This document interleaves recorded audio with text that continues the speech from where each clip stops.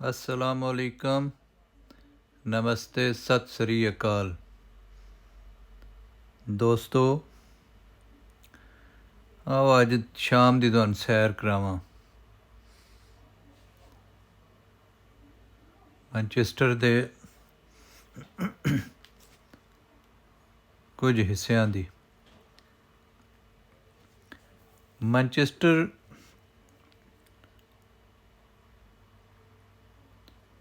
कोई 6ਵੀਂ-7ਵੀਂ सदी ਦੇ ਵਿੱਚ ਜਿਹੜਾ ਨਾ ਜੀ ਈਸਵੀ ਦੇ ਵਿੱਚ ਇਹ ਆਬਾਦ ਹੋਇਆ ਸੀ। ਛੋਟੀ ਜਿਹੀ ਆਬਾਦੀ ਸੀ, ਕਿਉਂਕਿ ਇੱਥੇ ਵੀ ਦਰਿਆ ਸਨ, 2 ਦਰਿਆ। ਇੱਕ ਦਾ ਨਾਂ ਅਰਕ ਅਤੇ ਦੂਸਰੇ ਦਾ ਨਾਂ ਅਰਕਵੈਲ। ਇਹਨਾਂ ਦੋਵਾਂ ਦਰਿਆਵਾਂ ਦੇ ਸੰਗਮ ਹੁੰਦਾ ਇੱਥੇ। ਜਿਵੇਂ ਕਿ ਅਸੀਂ ਜਾਣਦੇ ਹਾਂ, ਤਾਰੀਖ ਦੱਸਦੀ ਹੈ ਕਿ ਦਰਿਆਵਾਂ ਦੇ ਨਾਲ ਹੀ ਆਬਾਦੀਆਂ ਬਣਦੀਆਂ ਹੁੰਦੀਆਂ ਸਨ।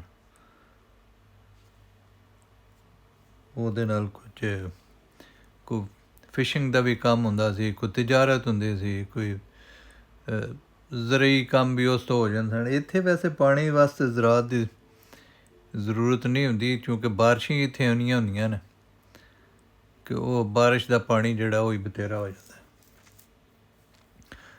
ਲੇਕਿਨ ਪੀਣ ਵਾਸਤੇ ਪਾਣੀ ਬਹਰਹਾਲ ਦਰਿਆਵਾਂ ਦੇ ਜ਼ਰੀਏ ਹੀ ਉਹ ਚੱਲਦਾ ਸੀ ਸਿਲਸਿਲਾ।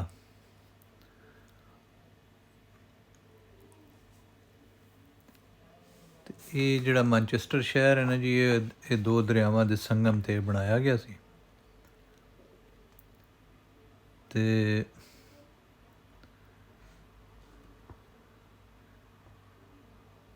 ਕੋਈ 17ਵੀਂ ਸਦੀ ਦੇ ਵਿੱਚ ਜਿਹੜਾ ਨਾ ਜੀ, 17ਵੀਂ-18ਵੀਂ ਸਦੀ 'ਚ ਇੱਥੇ ਇੱਕ 18ਵੀਂ ਸਦੀ ਦੇ ਵਿੱਚ ਗਾਲਬਨ ਬ੍ਰਿਜ ਵਾਟਰ ਕੈਨਾਲ ਬਣਾਈ ਗਈ। ਇੱਥੇ ਇੱਕ ਨਹਿਰ ਬਣਾਈ ਗਈ। ਉਸ ਦੌਰਾਨ ਜਿਹੜਾ ਨਾ ਜੀ ਇੱਥੇ ਕੋਈ ਖੱਡੀਆਂ ਖੁੱਡੀਆਂ, ਕੋਈ ਲੂਮਾਂ, ਕੋਈ ਇਸ ਤਰ੍ਹਾਂ ਦਾ ਕੰਮ ਸ਼ੁਰੂ ਹੋ ਗਿਆ। ਅਤੇ ਉਹ ਚੂੰਕਿ ਸਿਆਣੇ ਅਤੇ ਬੜੇ ਸਿਆਣੇ ਬੰਦੇ ਸੋਚਦੇ ਸਨ, ਅਤੇ ਇਹਨਾਂ ਨੇ ਕੋਈ ਤਰੀਕਾ ਐਸਾ ਡਿਵਾਈਸ ਕੀਤਾ ਕਿ ਉਹ ਜਿਹੜੇ ਚਲਦੇ ਪਾਣੀ ਸਨ ਨਾ ਜੀ, ਉਹਨਾਂ ਦੇ ਨਾਲ ਇਹਨਾਂ ਨੇ ਮਿੱਲਾਂ ਲਾਈਆਂ। ਅਤੇ ਉਹ ਸਪਿਨਿੰਗ ਦਾ ਸਿਲਸਿਲਾ ਜਿਹੜਾ ਹੈ ਨਾ ਜੀ, ਉਹ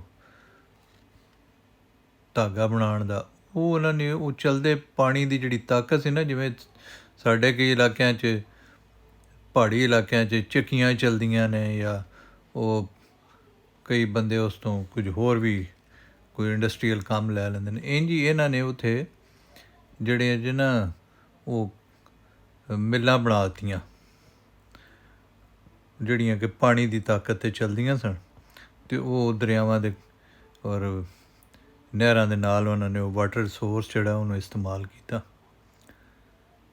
ਅਤੇ ਇਹ ਜਦੋਂ ਬਣ ਗਈ ਨਾ ਜੀ ਇੱਥੇ ਬ੍ਰਿਜ ਵਾਟਰ ਕੈਨਾਲ, ਅਤੇ ਇੱਥੇ ਤਾਂ ਉਹ ਬੂਮ ਆਇਆ। ਇਹਨਾਂ ਸਲਤਨਤ ਇਹਨਾਂ ਦੀ ਬੜੀ ਵੱਡੀ ਸੀ। ਮਤਲਬ ਗੋਰੇ ਦੀ ਸਲਤਨਤ ਦੇ ਵਿੱਚ ਆ ਦਿਨ ਕਿ ਸੂਰਜ ਹੀ ਨਾ ਗਰੂਬ ਹੁੰਦਾ। ਅਤੇ ਉਹ ਫਿਰ ਉਹਨਾਂ ਇਲਾਕਿਆਂ ਜਿੱਥੇ ਜਿੱਥੇ ਫੁੱਟੀ ਢੇਰ ਪੈਦਾ ਹੁੰਦੀ, ਉਹ ਸਾਰੀ ਫੁੱਟੀ ਇਹਨਾਂ ਲਿਆ ਕੇ ਅਤੇ ਇੱਥੇ ਮੈਨਚੈਸਟਰ ਦੇ ਵਿੱਚ ਜਨਾਬ ਉਹਨੂੰ ਪ੍ਰੋਸੈਸਿੰਗ ਉਹਦੀ ਸ਼ੁਰੂ ਕਰ ਦਿੱਤੀ। ਉਹਦਾ ਧਾਗਾ ਬਣਾਉਣਾ, ਉਹਦਾ ਬੁਣਾਈ ਕਰਨੀ, ਉਹਦੀ ਡਾਇੰਗ ਸ਼ੁਰੂ ਹੋ ਗਈ। ਅਤੇ ਇੱਕ ਵਕਤ ਸੀ ਕਿ ਵੀ ਇੱਥੇ ਪੂਰੀ ਦੁਨੀਆ ਦਾ ਜਿਹੜਾ 32% ਕਪਾਹ ਹੈ ਨਾ, ਉਹ ਪ੍ਰੋਸੈਸ ਇੱਥੇ ਹੁੰਦੇ ਸੀ। ਅਤੇ 17ਵੀਂ ਸਦੀ ਤੋਂ ਲੈ ਕੇ ਅਤੇ 18ਵੀਂ ਤੱਕ ਫਿਰ ਇਹਦਾ ਨਾਂ ਹੀ ਇਹਨਾਂ ਨੇ, ਮਤਲਬ ਮੈਨਚੈਸਟਰ 'ਤੇ ਇਹਦਾ ਨਾਂ ਹੈ ਹੀ ਸੀ, ਨਾਲ ਇਹਨੂੰ ਦੁਨੀਆ ਦਾ ਕਾਟਨ ਪੋਲਿਸ, ਕਿ ਦੁਨੀਆ ਦਾ ਜਿਹੜਾ ਰੂੰ ਦਾ ਸ਼ਹਿਰ ਇਹਨਾਂ ਆਖਿਆ ਗਿਆ, ਕਿ ਇੰਨੀ ਇੱਥੇ ਕਾਟਨ ਹੁੰਦੀ ਸੀ। 32% ਆਫ ਦੀ ਵਰਲਡ ਜਿਹੜੀ ਵੀ ਪ੍ਰੋਡਿਊਸ ਸੀ ਨਾ ਜੀ, ਉਹ ਇੱਥੇ ਹੁੰਦੀ ਸੀ।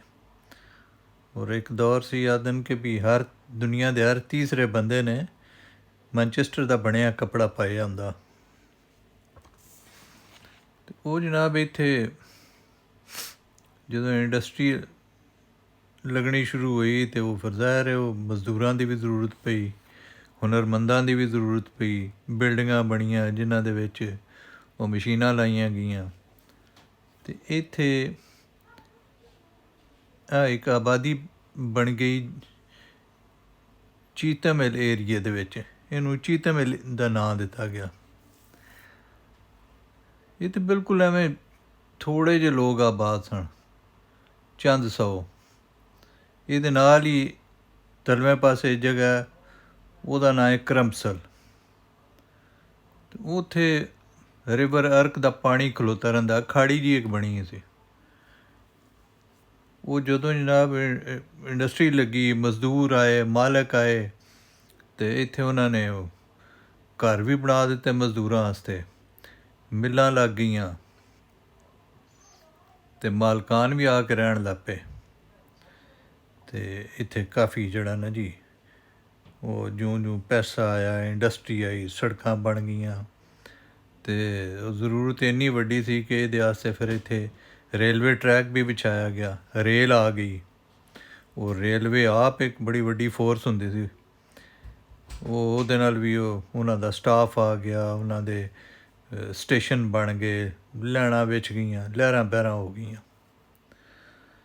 ਅਤੇ ਚੀਤਾ ਮਿੱਲ ਅਤੇ ਦੂਸਰਾ ਜਿਹੜਾ ਏਰੀਆ ਸੀ ਜਿੱਥੇ ਪਾਣੀ ਖਲੋਤਾ ਰਹਿੰਦਾ, ਉੱਥੇ ਵੀ ਚੰਦ ਘਰ ਸਨ ਅਤੇ ਥੋੜ੍ਹੀ ਜਿਹੀ ਆਬਾਦੀ, ਕੋਈ 100 ਸਵਾ 100 ਬੰਦਾ ਉੱਥੇ ਰਹਿੰਦਾ।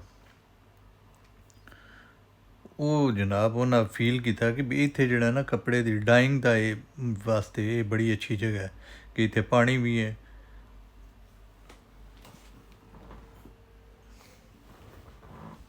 ਅਤੇ ਉਹ ਕਰਮਸਲ ਏਰੀਏ ਦੇ ਵਿੱਚ ਜਨਾਬ ਇਹਨਾਂ ਨੇ ਡਾਈਂਗ ਦਾ ਕੰਮ ਸ਼ੁਰੂ ਕਰ ਦਿੱਤਾ।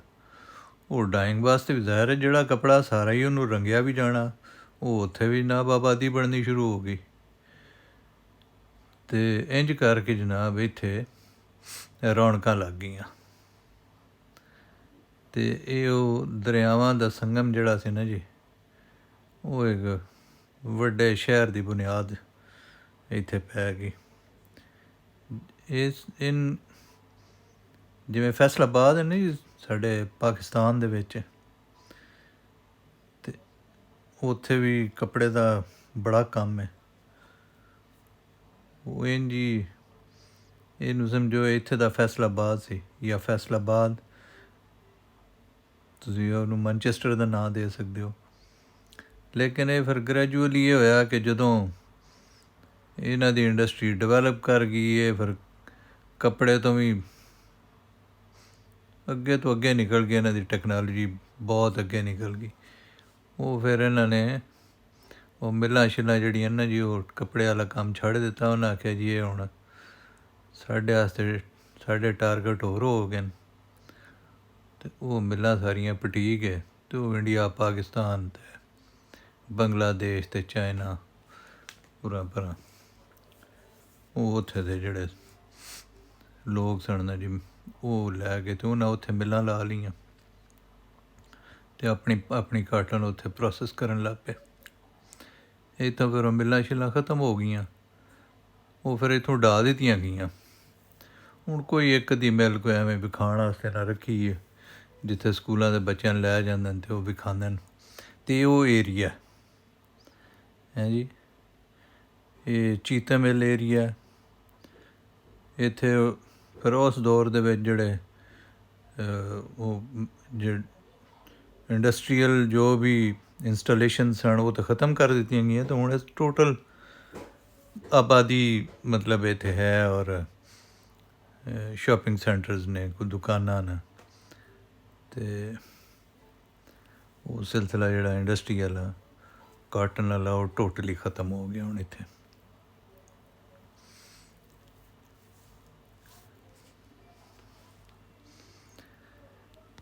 ਇਹ ਜਨਾਬ ਸ਼ਾਮ ਹੈ ਅਤੇ ਇਹ ਆਸਮਾਨ ਹੈ। ਸ਼ਾਮ ਬੜੀ ਖੂਬਸੂਰਤ ਹੁੰਦੀ ਹੈ ਜੀ ਇੱਥੇ। ਇਹ ਚੂँਕਿ ਮੇਰਾ ਰੁੱਖ ਇਸ ਵੇਲੇ ਮਗਰਬ ਵੱਲ ਨਹੀਂ, ਜੇ ਮਗਰਬ ਵੱਲ ਹੁੰਦਾ ਤਾਂ ਮਗਰਬ ਵੱਲ ਬੜੇ ਖੂਬਸੂਰਤ ਇਸ ਵੇਲੇ ਜਿਹੜੇ ਨੇ ਇਹ ਰੰਗ ਹੁੰਦੇ ਨੇ। ਅਤੇ ਉਹ ਮੈਂ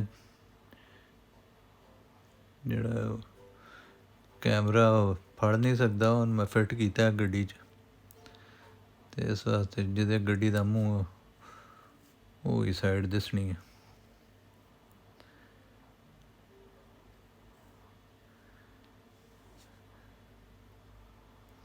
ਅਤੇ ਇੰਝ ਕਰਕੇ ਜਨਾਬ ਇਸ ਸ਼ਹਿਰ ਦੇ ਵਿੱਚ ਜਿਹੜਾ ਨਾ ਜੀ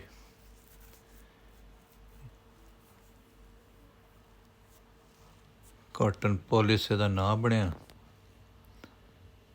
ਅਤੇ ਹੁਣ ਇੱਥੇ ਕੁਝ ਵੇਅਰ ਹਾਊਸਿਸ ਹਨ, ਉੱਥੇ ਜਾਈਏ ਤਾਂ ਉੱਥੇ ਅੱਗੇ ਆਪਣੇ ਫੈਸਲਾਬਾਦ ਦੇ ਬੰਦੇ ਬੈਠੇ ਹੁੰਦੇ ਨੇ।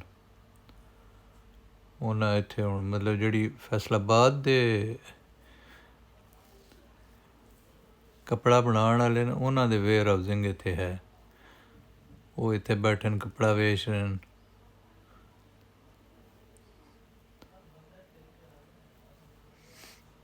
ਮਤਲਬ ਕੰਮ ਉਲਟਾ ਹੋ ਗਿਆ, ਜਿੱਥੋਂ ਜਿਹੜਾ ਕਦੀ ਦੁਨੀਆ ਨੂੰ ਕੱਪੜੇ ਸੈਂਡ ਕਰਦਾ, ਹੁਣ ਉਹ ਆਪ ਕੱਪੜੇ ਬਾਹਰੋਂ ਮੰਗਵਾਉਂਦਾ। ਹੁਣ ਇੱਥੇ ਹਰ ਕੱਪੜਾ ਜਿਹੜਾ ਉਹ ਜਾਂ ਚਾਈਨਾ ਦਾ ਬਣਿਆ, ਜਾਂ ਇੰਡੀਆ ਦਾ, ਪਾਕਿਸਤਾਨ ਅਤੇ ਜਾਂ ਬੰਗਲਾਦੇਸ਼ ਦਾ।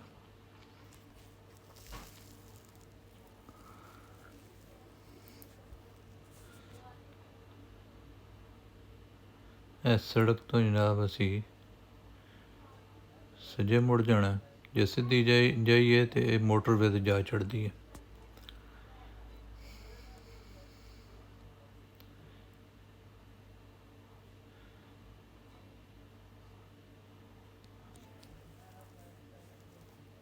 ਇਹ ਕਰਮਸਲ ਦਾ ਇਲਾਕਾ ਹੈ ਜਨਾਬ,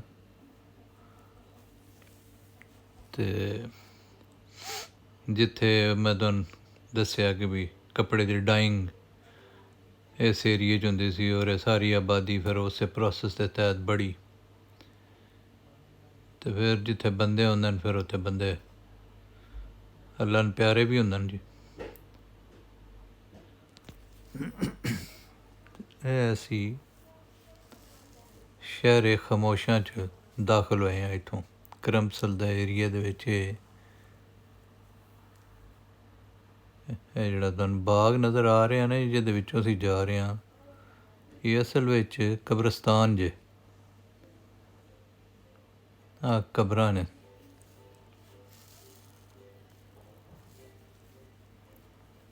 ਅਤੇ ਕਬਰਸਤਾਨ ਐਡਾ ਸੋਹਣਾ ਕਿ ਬੰਦੇ ਦਾ ਦਿਲ ਕਰਦਾ ਯਾਰ ਇੱਥੇ ਕੋਈ ਜੱਟ ਗੁਜ਼ਾਰ ਲਿਆ ਜਾਏ ਜ਼ਿੰਦਗੀ 'ਚ ਹੀ।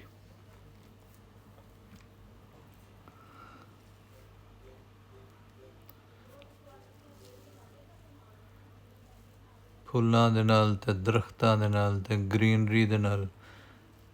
ਇਹ ਹੁਣ ਗਰਮੀ ਪਈ ਹੈ 4 ਦਿਨ, ਅਤੇ ਗਾਹ ਜਿਹੜਾ ਨਾ ਜੀ ਉਹ ਸੜ ਗਿਆ, ਥੋੜ੍ਹਾ ਜਿਹਾ ਪੀਲਾ ਹੋ ਗਿਆ।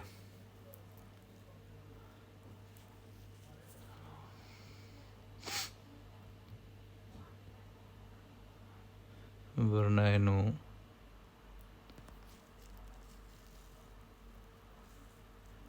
ਅੱਗੇ ਤਾਂ ਪਤਾ ਨਹੀਂ ਕੀ ਹੋਣਾ ਜੀ।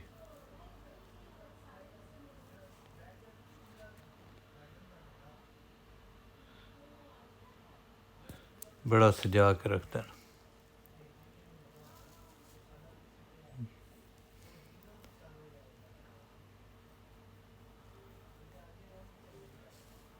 ਪਹਿਲੇ ਕਬਰਸਤਾਨ ਵੇਖ ਕੇ ਨਾ ਜੀ, ਅਤੇ ਮੌਤ ਵੀ ਕੋਈ ਏਡੀ ਸੰਗਲਾਖ ਨਹੀਂ ਲੱਗਦੀ।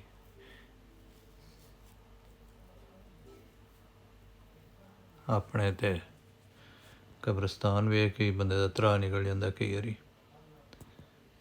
ਜੋ ਉੱਥੇ ਕਬਰਾਂ ਦਾ ਹਾਲ ਹੋਇਆ ਪਿਆ ਹੁੰਦਾ।